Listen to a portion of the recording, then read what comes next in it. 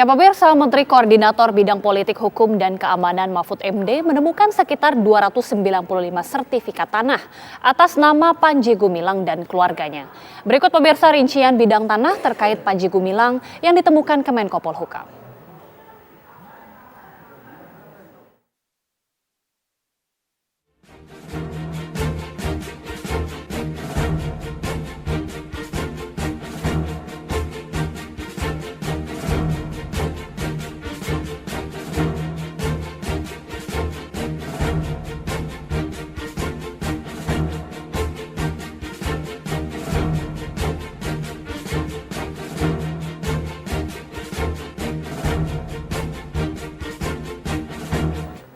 Pemimpin Ponpes Al Zaitun Panji Gumilang berulang kali menyatakan bahwa kitab Al-Quran bukanlah firman Allah, melainkan perkataan Nabi Muhammad.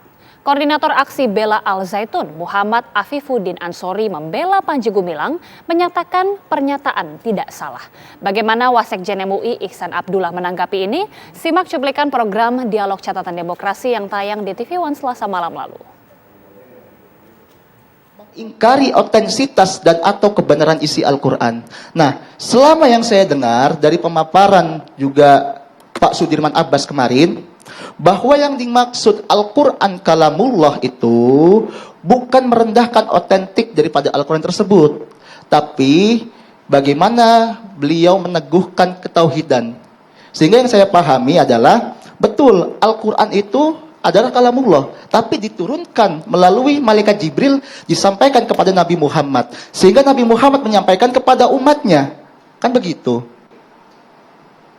Poinnya adalah mengingkari rukun iman, karena Al-Quran itu bukan firman baginda Rasul, tetapi Al-Quran adalah kitabullah, firman Allah yang diyakini oleh semua mufassirin dan jumhur ulama. Tidak ada perbedaan. 4 mazhab, Maliki, Hanafi, Hambali, Syafi'i semua sama. Artinya ketika seseorang itu berada di luar konteks itu udah melanggar akidah. Udah pernah belum jumpa dengan Panji? Mas Afif. Ini Sebentar, nanti baru dijawab. Udah pernah belum? belum. Nah, kalau belum pernah, jangan coba-coba menjelaskan pikiran Panji Gumilang. Sebab apa? Sebab kalau yang antum jelaskan barusan, oh itu maksudnya tetap kalamullah, maksudnya tetap cuman dari lisan Rasulullah. Itu jangan dijelaskan. Anda memperkeruh suasana, dan lebih memperkeruh suasana lagi disuruh MUI yang Mengingatkan. Loh, ente ingatkan Panji Gumilang, jangan begitu. Jangan MUI yang suruh ente ingetin. Jadi begitu. mohon izin ya Bang Babe Haikal. Iya, Jadi iya, gini, iya. kita sudah jelaskan bahwa kita tidak ada keterikatan emosional, tapi kita sebagai warga negara Indonesia berhak menegakkan kemanusiaan yang adil dan beradab, kan begitu? Bahwa dalam hukum sudah dijelaskan adanya asas praduga tidak bersalah. Enggak, izin. Udah diulangi tadi. Ya, dan ini segmen terakhir. Saya cuma bilang jangan ulangi, jangan jebut jadi reporter jadi. Enggak, izin Bang Babe. Jangan mengulang-ulang yang udah. Jangan mengulang-ulang yang udah. Enggak gini Babe Haikal, mohon izin.